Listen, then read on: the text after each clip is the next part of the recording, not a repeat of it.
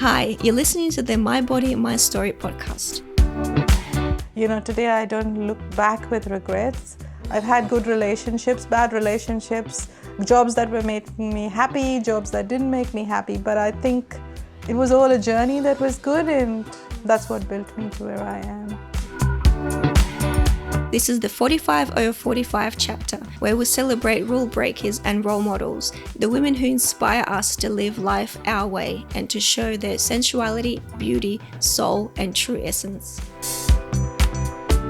I'm your host, Alina, and I'm interviewing 45 women over the age of 45 while they're sitting in my makeup chair and getting their makeover for the project's photo shoot.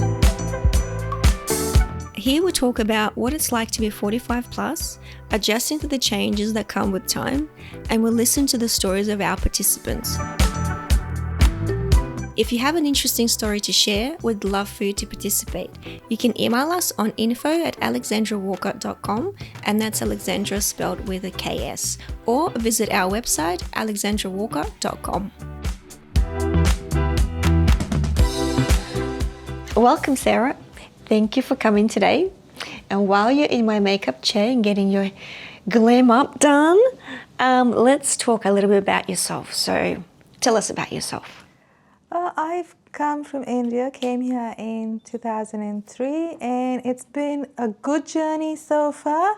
Yep. I've made lots of friends, love the clothes, I changed my way of dressing from saris and salvors to boots and skirts, and I find that really nice. I like winter because where I grew up it was always 40 degrees. It was really hot, so I never owned a jumper or a pair of boots, and I was always excited to see people with boots. So when I came here, I made sure I bought quite a few pairs of boots.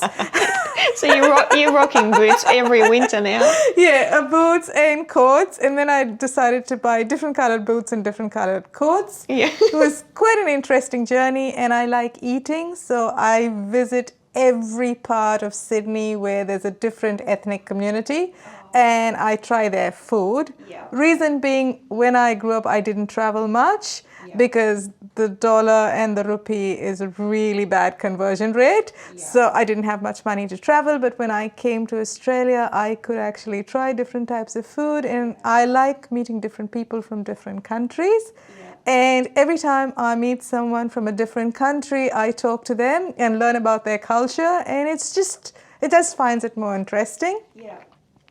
It's like a learning curve, right? You're constantly learning from others. Yeah, so that's been good. And I read tarot cards. Oh. Yeah, so I'm a tarot card reader for a long, long time, and I do this besides my day job where I work as an accountant, which is quite, straight different and clear, and it's very different, and you don't meet that many people. Yeah. But over the years, I read tarot cards for friends at hens nights, if anyone's having charity galas, or just like that to make a little bit of extra pocket money. Awesome. But I enjoy it because I've got to meet lots of different women during this period, and some men, not many men come for tarot readings, but a lot of women come.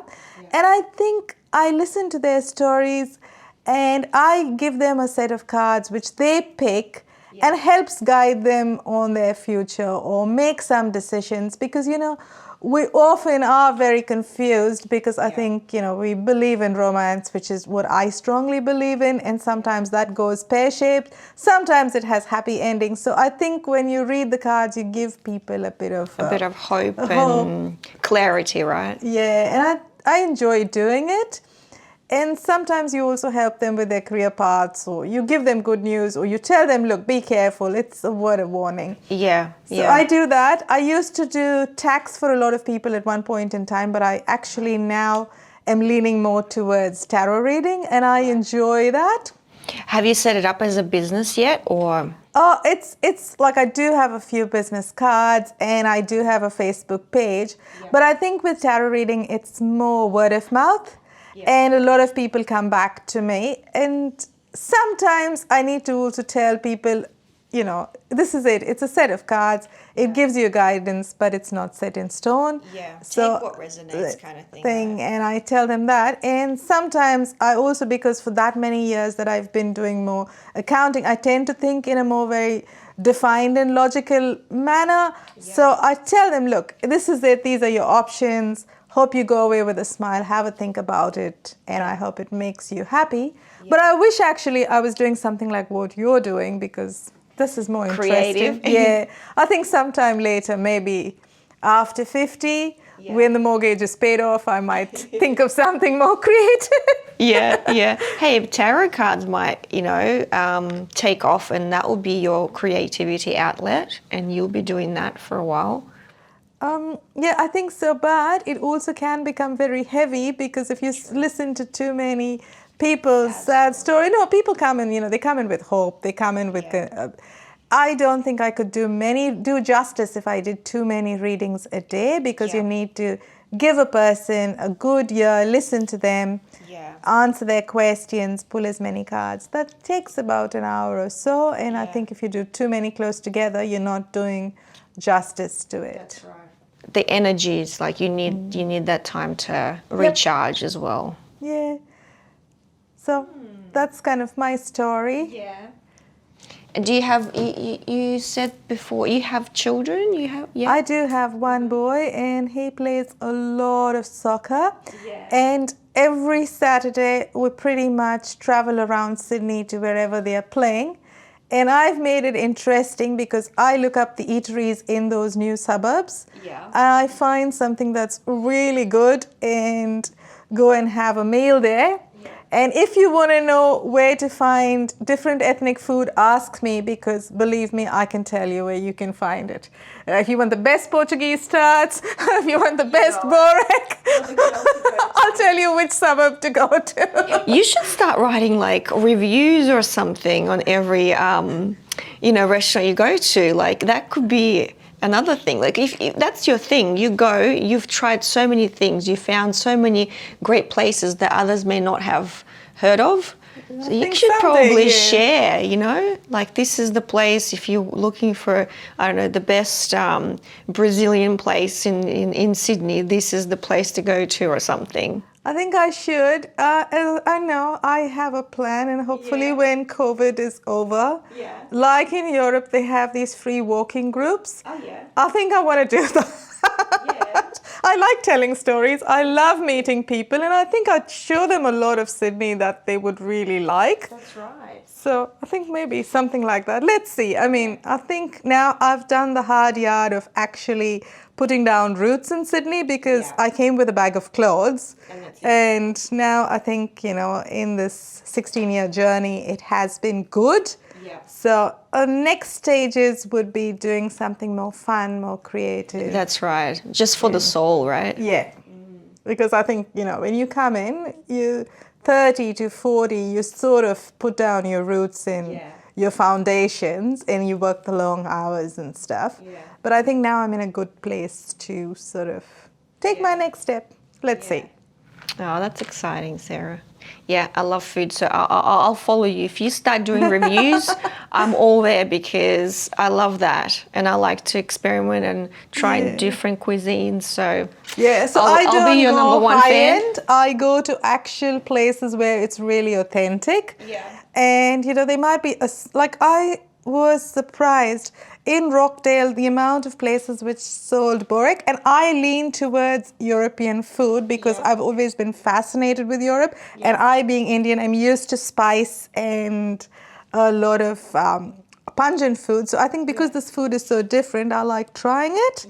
And then of course Asian food I've tried a lot. So it's good. And I even found a Dutch place way out in Smithfield, which has a lot of Dutch imports, which is really interesting. Oh, wow. So, Smithfield, I used to live not far. I never even knew that it was a Dutch place. It is really cute, because it has the clogs and everything outside, so it's very authentic. And then, you go Marrickville side, you get good Greek food. And you go Harris Park, of course, you get more than enough Indian food from every state in India. So I think you just keep trying stuff and see where it takes you. I'll pick your brain later about that. So if you had to choose, what are you most passionate about? Would it be the food, the travel, or tarot, or anything else that comes to mind? Anything to do with people.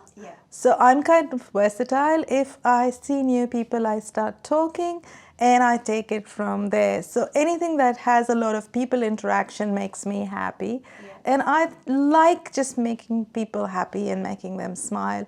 So, and traveling just widens my experiences because I can't read. I have no interest in reading a thick book. Whereas when I meet and talk to people, that's always been my way of learning. Yeah. I was just never this child who could sit still in a library or listen to documentaries. I like talking and learning. You're learning and from seeing people. Things. Yeah, that's me. I can't shop on the internet usually, unless it's very glossy pictures. Then it hooks me in. Because it becomes visual rather than reading. Okay. Yeah, it has to be very visual to get to me. So everyone knows that with age we change, but what positive changes have you experienced as you're growing older? I've had a lot more money now to do a lot of things that I couldn't do when I was young. So yes, I don't fit into very fancy clothes, but then I can buy more expensive, elegant clothes. I can buy more makeup. I can get my hair done more often. So I think when I was 30, there was lots of luxury items that I couldn't have, whereas now I can have it. So I'm in a good place, and I think, build your future, secure your assets, don't depend on anyone, just depend on yourself and you'll be right. And I think that's kind of advice I got from a lot of people who were 45 back then, 15 years ago, and I don't regret that advice because today I don't look back with regrets. I've had good relationships, bad relationships, jobs that were making me happy, jobs that didn't make me happy. But I think it was all a journey that was good, and that's what built me to where I am. So, yeah. What is the biggest challenge you are experiencing at this age now? Putting on weight and feeling motivated to actually lose it. And I think I'm trying every shortcut, and I think I shouldn't do that. That is like trying to wear looser clothes, getting more expensive lingerie to hide what can nip and tuck. That's clever. I like that. And wearing longer clothes, elegant scarves. But I don't think I should be doing that because I happen to put on a lot of weight around my stomach. So yeah, I need to lose that. That's my challenge. Describe your greatest accomplishment. I think moving to Australia and making a life here, making friends here, being able to adapt to a culture totally different from mine has been my greatest challenge and my greatest accomplishment, because I still remember I grew up wearing saris, ate with my hands a lot, and had an accent which not many people understood. But today I do have a job. I think I have a lot of friends, and I've embraced living here and I'm happy. That's right. You've completely changed, but you're happy about everything that's here, right? Everything that's different, and it's completely part of you now. Yeah, and I'm really happy with that, and I enjoy the success in the sense that, the small things that I've been able to do. And I've been married now to someone from a totally different culture, but 17 years, and I think it's worked. Going strong. Yeah. So I think, those were my... And what culture is your partner from? He was born here. He was born here, Aussie. There's a huge difference, isn't it? You moving from India, embracing everything, and marrying. And it's been like, it was our 16th anniversary a while ago. So so it's been good. Wow, what a journey! But a good journey. It's a great journey. It's a great journey. So what advice would you give your 30-year-old self? Don't go out with a guy with a flashy car. Find a nice guy. Yeah.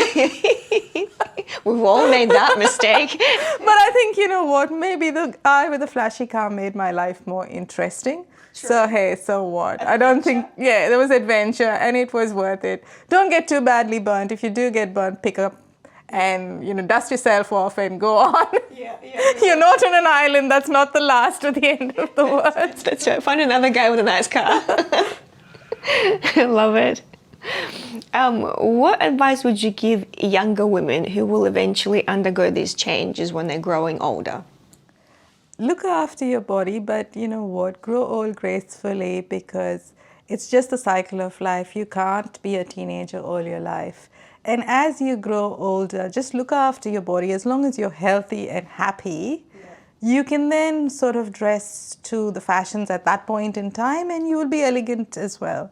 Because just remember, with fashion, there's a whole generation moving along as well. You're not alone. So you can still be elegant, you can still be stylish, you can still be happy, as long as you're healthy, look after your health. That's kind of key. Yeah. Great advice.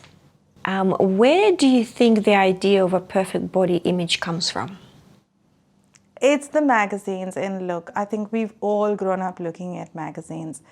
And I am slightly feministic. I still believe in modeling. I still believe in the Miss Universe contest. And I think if you've got a great body, flaunt it. So that is I don't think you need to starve yourself and kill yourself and do too much of work, because then you look too artificial. So, always throw out your strong points and hide your weakness, and that's your perfect body image. That's right.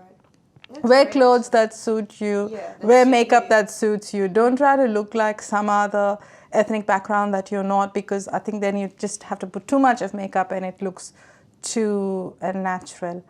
Like, I've got a brown skin, and I found that with my black hair and brown skin, as I grow older, I just color it black to keep it simple, and it seems to work. But I think, if you change your color of your hair and your makeup, let it blend in so you don't look strange. Yeah.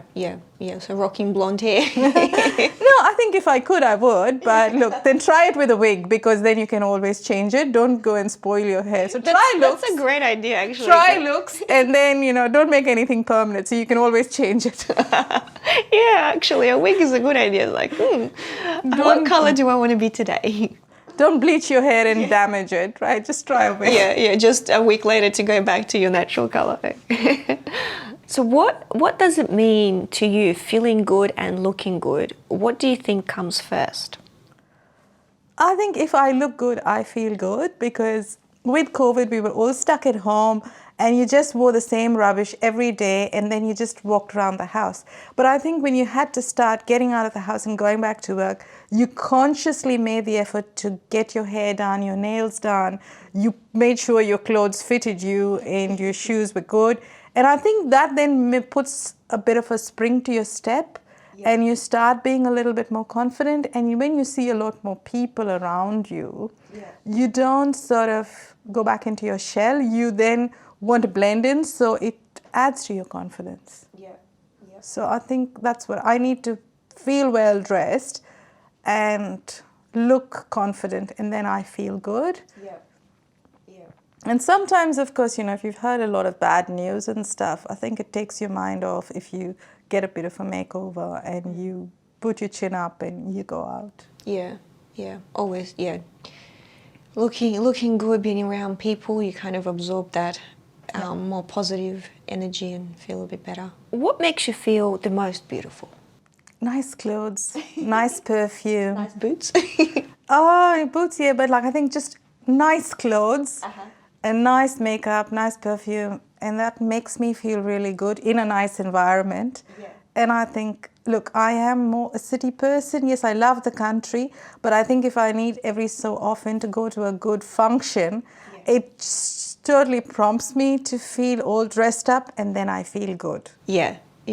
Party girl here. I love it. No, I do. I think you need to have that every so often, not every week or something like that, but at least every few months you really need to make that effort. That's right. Then that makes you also take care of yourself. And it's an outing, and you can show off your new dress or an outfit, and yep. And I think, you know what, when you have to wear a new dress, it then prompts you to sort of get dressed up, and that keeps you, making you keep up. Otherwise, you'd let yourself go, which then can be a bit It continues depressing. that effort, and also prompts you, if you have a nice dress, you can then get your hair done, right? And makeup and everything, and nails, and yeah, true. If you have one, so what is your favorite quote about being a woman? It can be anything, your own or from a movie or a song, anything. I don't know, this is mine. Pick yourself up if you're feeling down and just get going. Because you know what, life is not easy, and you just cry or you do whatever, but then you just pick yourself up, because if you don't pick yourself up, no one's picking you up. True. Oh, I got goosebumps. I got goosebumps. So true.